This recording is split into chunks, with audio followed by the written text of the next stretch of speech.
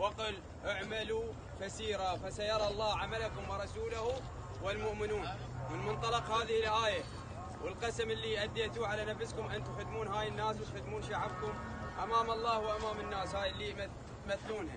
اليوم مدراء الدوائر مسؤولين محافظتنا عمي، مسؤولنا الأول بالمحافظة يوم العاشر على التوالي. هذا حال شبابكم. احنا مو قطاع الطرق ولا خارجين عن القانون ولا طالعين فزقانين. انت من شغلتني 3 اشهر وقعدتني بالشارع ليش؟ غير تجي تسأل علي توصلني تقول عمي انت قاطع الشارع ليش؟ شنو السبب؟ انا اوصل صوتك، انا اخذك لبغداد. ليش صار لنا 10 ايام ما حد وصل؟ انت اليوم مسؤول امام الله وامام الشعب وامام العراق كله، مسؤول محافظة المثنى.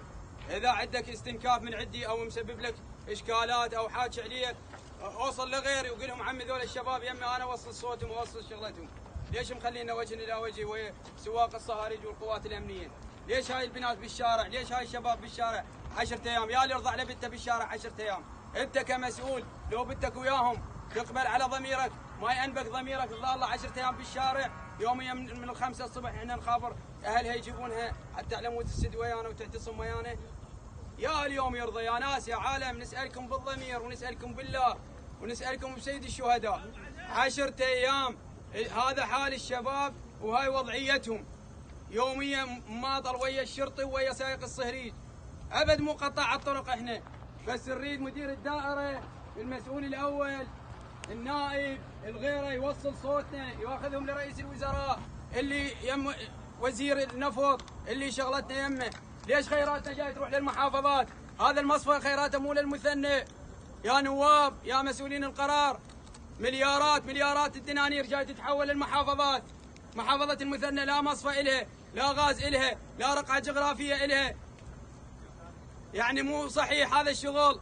تخطيط وين؟ المشاريع اللي جاي تتعين بها ناس من المحافظات. اليوم هو إذا مسؤول متسنم هنا منصب بالمصفى يعين ربعه ومحافظته، وهاي الشباب اللي دوائر المصفى ضاله عاطله عن العمل حتى تطلع تتظاهر وتقطع الشوارع وتقطع الطرق. محافظة اليوم منكوبة. شويه خلي الضمير يصحى. ما عندنا شيء ويا واحد. انت كمسؤول اول بالمحافظه محافظ المثنى 10 ايام، لو بنتك لو ابنك وياي تقبل ضميرك يخليهم بالشارع 10 ايام؟ اسالك بالله يا محافظ المثنى احمد منفي ترضى بنتك 10 ايام بالشارع؟ شيوخ العشائر محافظه المثنى ناشدناكم اكثر من 100 مره. ليش ليش؟ يا اللي يرضى اليوم 10 ايام ابنه بالشارع؟ ابد مو قاطع طريق انا ولا خارج عن القانون ولا فزقان. انا لو فزقان كان سويت غير اشياء، لو ما عندي اخلاق كان سويت غير اشياء. اقدر احرق واقدر اسس الشارع واقدر، بس خليتونا وجه الى وجه ويا الناس اهل الخبزه ويا الشرطي. ابد مو صحيح هذا. انت مسؤول اول اطلع اوصل ليهم. اشوفك الا عم انت فزقان، انت شنو طالع من طورك؟ ما عندك اهل. انا من شغلتك 3 اشهر والخطا الاداري طلع من المحافظه. احنا ما نريد نسولف كل السوالف. الكتاب الاداري بخطا من المحافظه. انا مشغلني اجير وانت مطالب لي بالكتاب صفه عقد. واخيرا الوزير رفض، لان الوزير احنا مو من محافظته وامام محافظ المثنى ويم رئيس الوزراء داخل المصفى من التقينا بالوزير. قال عمي المحافظه ما اعطيها. والمحافظ انت سيد المحافظ محافظ المثنى انت مو تكاونت ويا هذا الوزير السابق احسان وقلت له الا تعطيني حصه ذول الشباب، واحنا ما بينا حتى 275 عائله. رزق هذا رزق عائله حلال. اليوم يا اللي يقبل ينقطع راتبه، يا اللي يقبل يقعد بالشارع. بنت امال عليهن هاي الشباب وتوجهت توجه وداوم له بدائره ونسى المظاهرات وقال عمي الحمد لله والشكر وشكرا لمن سعى وشكرا لمن جابهن. بليله ويوم كلهن طارن. يعني احنا ما يصير يا وزير النفط انت تتحمل مسؤوليه هذا الشيء جاي يصير. رئيس الوزراء السوداني انت قلت المحافظه الاولى اللي لازم ادير لها اهميه هي السماوه. اليوم هاي ابناء السماوه بالمصفى بالصحراء وبالمحافظه كل الشباب مفترشه الطرق وقاعده ومخلينهم وجه الى وجه ويا الشرطي وهم ولا ابالي. اليوم انت اذا ما تسمع ابنك بالشارع ما تسمع بنتك اللي يوصلك للمنصب ابد مو صحيح.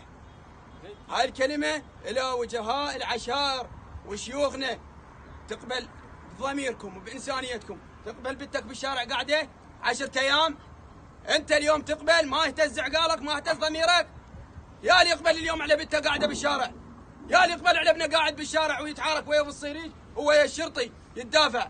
انتم مسؤولين امام الله وباكر كلكم تتحاسبون. فكر وراك اخره، والله غير المتر ما تاخذ وياك، لا تاخذ فلوس ولا تاخذ غير اعمالك الزينه، باكر من تصير سبب رزق 275 عائله رب العالمين راح يوفقك ويزيد خيرك، بس اذا صرت ضدهم.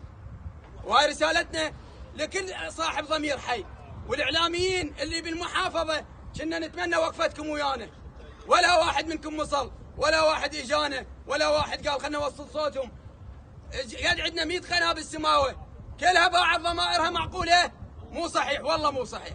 ذولا اخوتكم الاعلام عمي، وصلوا الصوت، وصلوا الصوت. انت اليوم مسؤول عن الكلمه الحره والصوت الحر، اذا ما توصل صوت ذول اخوتك بعد منو يوصله؟ انت اعلامي، اذا بعد ضميرك الاعلام اذا باع ضميره بعد اقرا على المحافظه السلام كالمسؤول.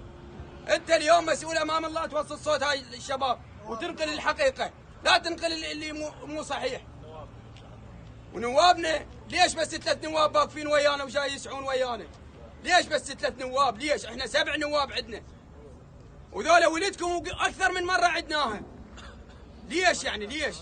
انتم اليوم مسؤولين وجهه تشريعيه وصوتكم ما وصل من رئيس مجلس النواب لازم يوصل، واتصال لرئيس الوزراء. المحافظه اليوم محترقه المحافظه، اذا مسد المصفى يعني بعد شنو الحل اللي عندكم؟ ما ليش ما عندكم حلول؟ ليش؟ هاي شباب جاي تفترون بيها وتخدرون يوميا كل خميس احنا عندنا ثوابات نريد رزق، احنا نريد رزقنا يوميا. احنا قاعدين بباب الخيمه تقول دطاره خضره رايح والراديو مره يضحك علينا. ليش ما سادين اليوم؟ ليش ما سادين؟ واحنا خيراتنا تروح للمحافظات الثانيه، هياها بالمليارات يوميا تتصدر للمحافظات الثانيه، وحصه السماوه 0%.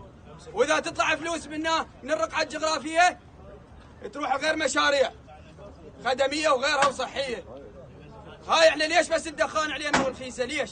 والامراض. احنا نريد حل، اذا ما سويتوا حل هاي الشباب مستعدين نموت الله شاهد، وغير الحل ما نريد، ولا طالعين اعتباطا ولا فسقانين، ولا ما وصلت الصوت انه غير كلام وياكم.